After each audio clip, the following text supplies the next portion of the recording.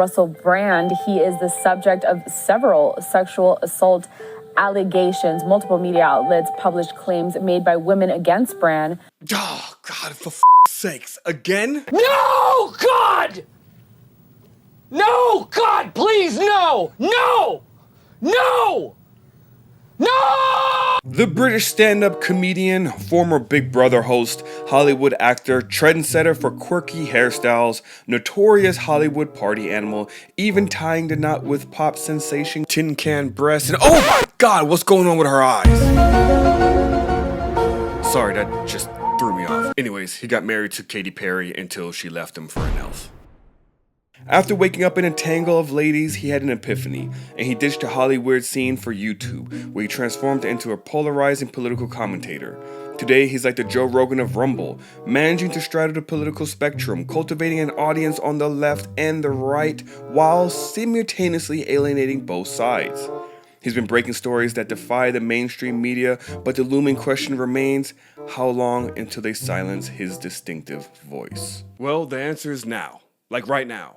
About a week and a half ago, some shocking news about Russell Brand emerged, and I didn't want to jump on the conclusion and drop a video to capitalize on the situation till more information was released. YouTube and the BBC are the latest corporations to take action against Russell Brand. The headline is, everything Russell Brand has been dropped from, and it's literally just a listicle. And it's his agency, his book publisher, the BBC, and Trevi, which is the organization that he's been working with for the last year or so. His tours and his future comedy specials have also been postponed and shelved. According to the news outlet The Dispatch, The Times, and The Sunday Times indicate that Russell Brand may have been studying Harvey Weinstein's playbook a little too closely. On everything, I'm a famous guy. I'm feeling very uncomfortable right now. Please come in now and 1 minute, and if you want to leave when the guy comes with my jacket, Yesterday you touched my breast. Oh, please, I'm sorry. Channel 4 and BBC even teamed up to drop a damning documentary bombshell that had immediately caused a division amongst the court of public opinion. The documentary has 4 Jane Does, played by actors by the way, telling their stories of how Russell Brand committed horrific sexual crimes against them. Add some dramatic music to the doc and insert some footage from Russell's stand-up, and you got a convincing story, because you're hitting people's emotions. I'm not going to break down every single allegation and go in depth, but I encourage you to read the articles. Never mind.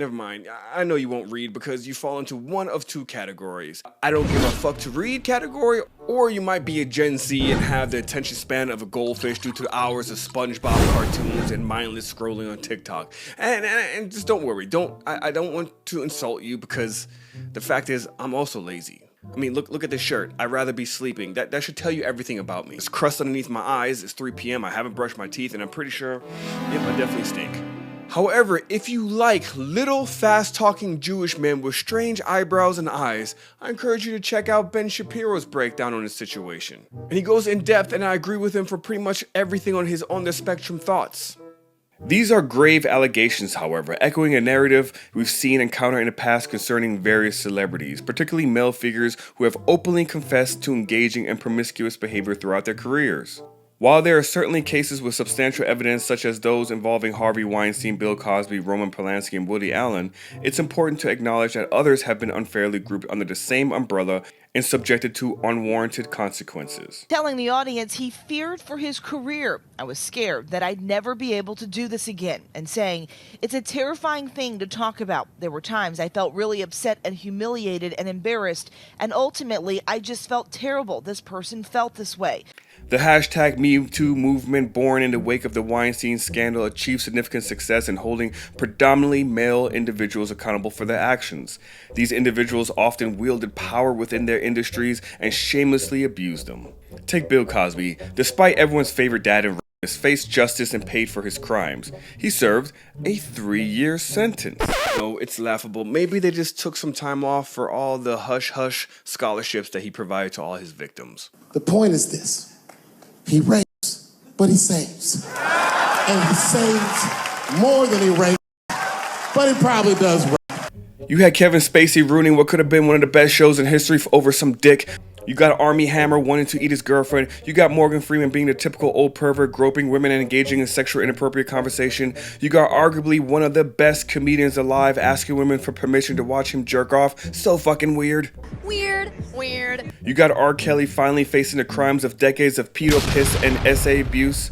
We've seen Jeremy Piven become a superstar playing Ari Gold on Entourage, and then after the finale, go down in flames for being accused by several women of sexual harassment and unwanted advances. We had a former respectable news anchor that inspired Steve Carell's character in the morning show, and the list goes on. Even the Afflecks were hit with accusations. No one is safe. In our current society, we find ourselves in a complex situation where some accusations are valid, while others are not.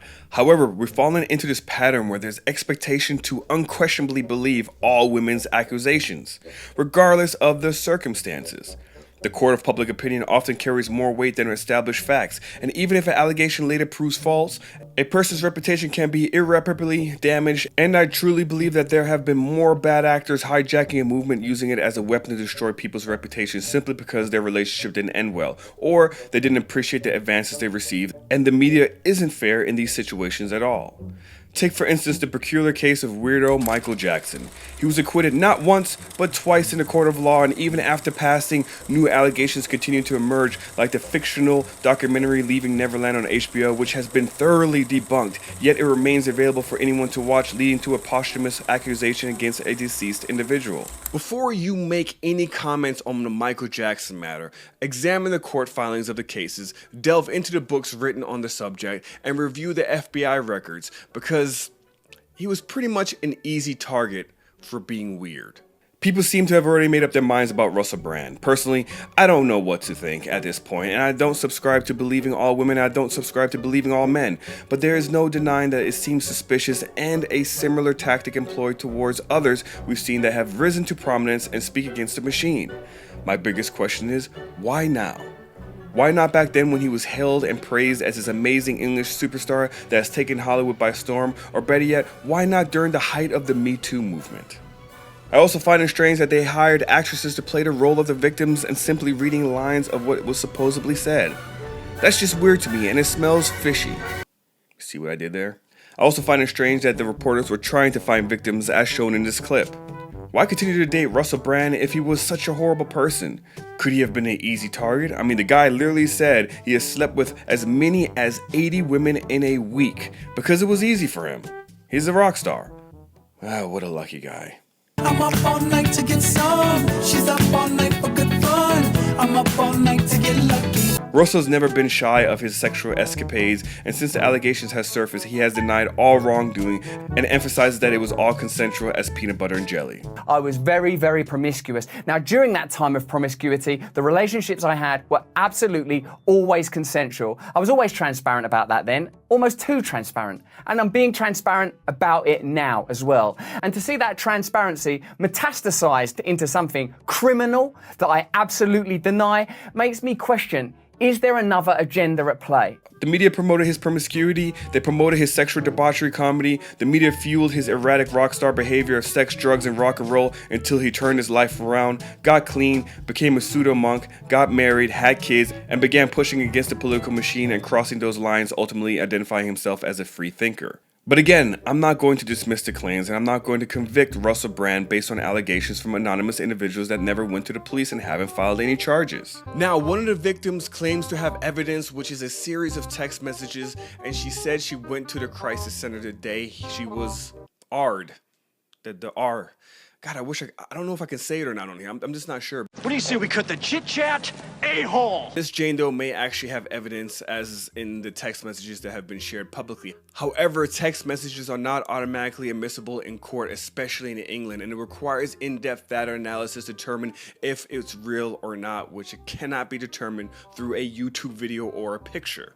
It's strange, this is a really weird place to be, but what's even more strange is the fact that the right and the left have automatically adopted a side to pick on. The right automatically says he is innocent and he's being set up, and the left is automatically saying, nope, he's 100% a R. YouTube, come on man, give me a break. So what have we learned today? If you have a son, they are better off with a low body count. So make sure you instill that into them, that they should not just sleep around, and always have a consent form with a condom that's included with it. There's nothing better than to get the mood started with an official consent form. And always remember, if she's wobbling like a drunken penguin, keep your pecker off the ice.